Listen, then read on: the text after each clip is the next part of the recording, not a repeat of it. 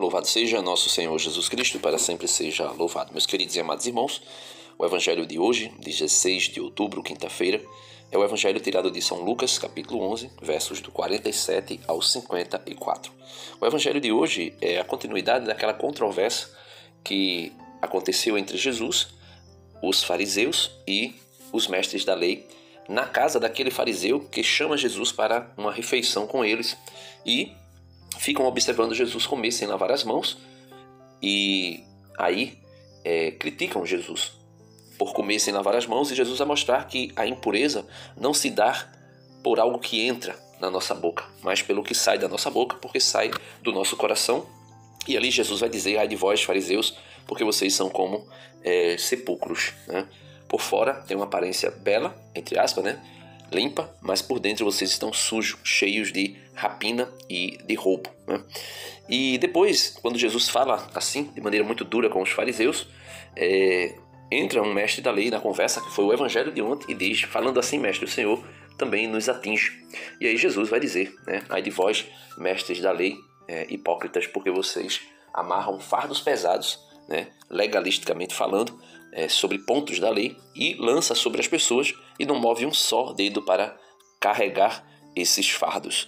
E aí nós chegamos ao evangelho de hoje, onde Jesus vai mostrar de maneira mais dura ainda que eles são culpados até mesmo pelo sangue dos profetas que os pais deles mataram. Veja o que é que Jesus vai dizer, né? Naquele tempo disse o Senhor: ai de vós, porque construís os túmulos dos profetas. No entanto, foram vossos pais que os mataram. Com isso, vós sois testemunhas e aprovais as obras de vossos pais, pois eles mataram os profetas e vós construís os túmulos. Ou seja, Jesus está dizendo que aquela geração que ele dialogava, né, naquela controvérsia no jantar na casa do fariseu, era tão culpada quanto os seus antepassados, que perseguiram os profetas e mataram os profetas. E eles faziam a mesma coisa, né, nos dias atuais. Eles construíam o túmulo dos profetas que os pais mataram, mostrando com isso, testificando com isso, que concordavam com o que os pais faziam. E, inclusive, eles vão fazer o mesmo ao perseguir Jesus e depois os apóstolos. E aí Jesus continua, né? Versículo 49 do Evangelho de hoje. É por isso que a sabedoria de Deus afirmou, né? Quando Jesus diz que é por isso que a sabedoria de Deus afirmou, a sabedoria de Deus, nós sabemos nos livros sapienciais, que é o próprio Cristo. Cristo, como diz São Luís Maria Grião de Montfort, o autor do Tratado da Verdadeira Devoção à Santíssima Virgem Maria, vai dizer que a sabedoria encarnada é o próprio Cristo, né? Cristo é a sabedoria eterna que encarnou, né? Então, Jesus, quando diz... É por isso que a sabedoria de Deus afirmou, né? Ele mesmo, né?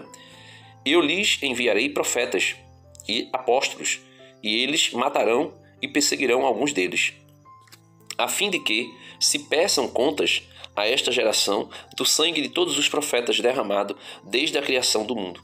Então, essa geração em que Jesus estava, Jesus disse que aquela geração deveria prestar contas do sangue derramado dos profetas desde quando o mundo foi criado.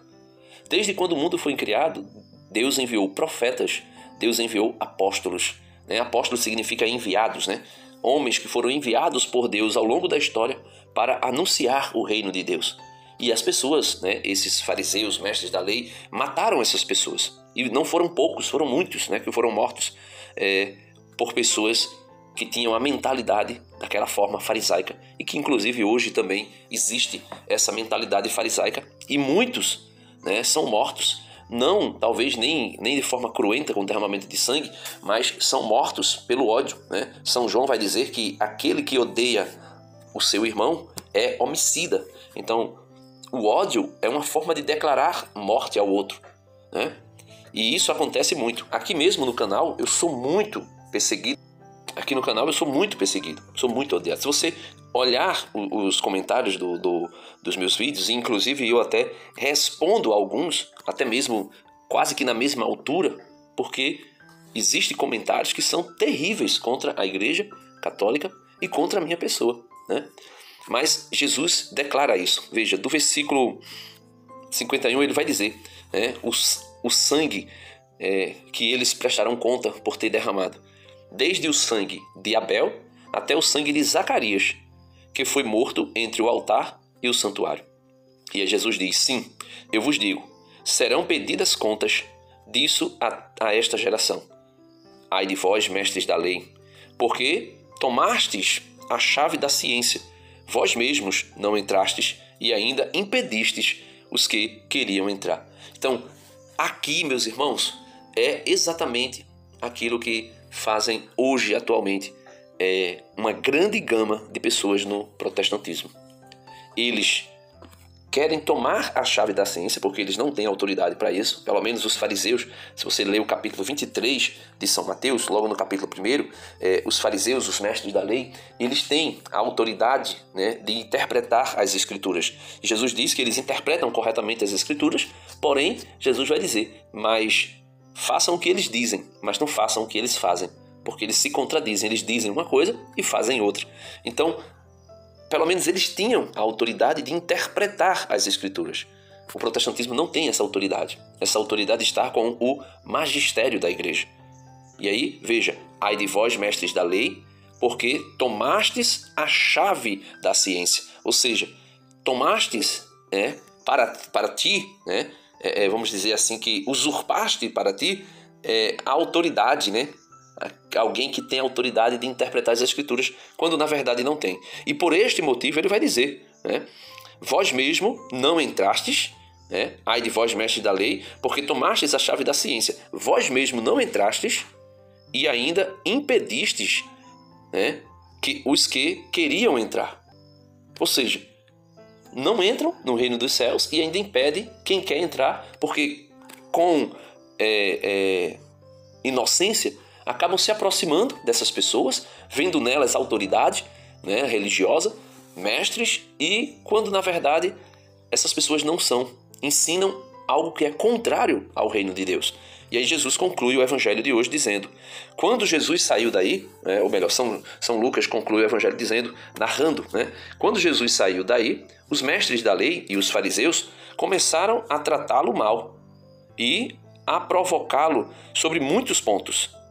Armavam ciladas para pegá-lo de surpresa, por qualquer palavra que saísse de sua boca. É exatamente o que tentam fazer comigo aqui no YouTube. Eles ficam articulando, eu só vejo as pessoas aqui, vai debater com fulano, vai debater com ciclano, aceita um debate comigo, coisa e tal. Isso tudo são maneiras de articulação, maneiras articuladas, podemos assim dizer, de tentar pegar a pessoa em uma cilada, em uma contradição. Veja, armavam ciladas para pegá-lo de surpresa por qualquer palavra que saísse de sua boca. Qualquer palavra que saísse da boca de Jesus. É isso que tentam fazer. Então, eu às vezes vejo alguns debates aqui no YouTube entre católicos e protestantes, coisa e tal, e fico só observando qual é a intenção real que está por trás desses debates. Na grande maioria das vezes, quase que absolutamente em todas as vezes, a gente vê o desejo de uma contradição de alguém, para que aquela pessoa seja cancelada, como é que eu posso dizer assim, descredibilizada, perder a sua credibilidade por conta de alguma palavra tola que possa ter falado num debate. Então, nós podemos ver nitidamente, meus irmãos, que o que Jesus quer de nós que nós creiamos em Jesus de uma maneira muito clara, que façamos distintamente daquilo que fizeram os fariseus e os mestres da lei. Veja que tudo isso aqui, o evangelho, hoje é quinta-feira, o evangelho de ontem, quarta, e antes de ontem, terça-feira, está dentro desse contexto, inserido nesse contexto de Jesus em um jantar. Isso é uma conversa que aconteceu em um jantar, Dependendo da tradução bíblica, vai dizer que foi um almoço, mas uma refeição que Jesus teve na casa de um fariseu. E aí, tudo começou porque um fariseu ficou olhando e percebeu que Jesus comia sem lavar as mãos. E aí foi motivo para tentar, vamos dizer assim, que condenar Jesus por quebrar uma lei, uma tradição humana, criada por o judaísmo, de comer sem lavar as mãos. E Jesus vai deixar muito claro que o comer sem lavar as mãos não torna ninguém impuro. né? Inclusive eles tinham até uma maneira ritualística de lavar talheres, copos, né?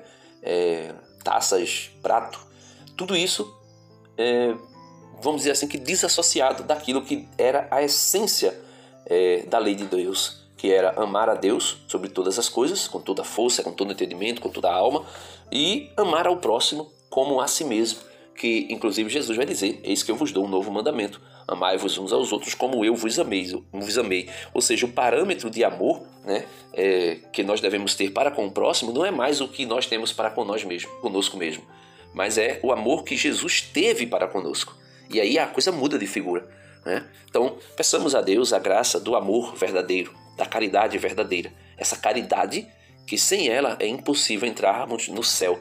E, por incrível que pareça, é a única que prevalecerá até o céu e continuará no céu. São Paulo vai dizer que por ora nós temos a fé, a esperança e o amor, né? As três subsistem, mas ele vai dizer que a fé passará, né? Deixará de existir, a esperança também cessará e somente o amor, né, permanecerá. Por quê? Porque no céu ninguém precisa mais de fé. No céu, ninguém precisa mais de esperança, porque já alcançamos aquilo que nós esperávamos. No céu, nós iremos viver somente o amor. E é isso que Jesus diz quando no céu os homens não se casam, as mulheres não se dão em casamento, mas ao contrário, são como anjos de Deus. Ou seja, no céu, os anjos de Deus, mesmo com hierarquias distintas, eles se amam de uma maneira plena, onde não há contradição, onde não há rivalidade nenhuma. Amém. Deus abençoe e até o próximo vídeo, se Deus quiser.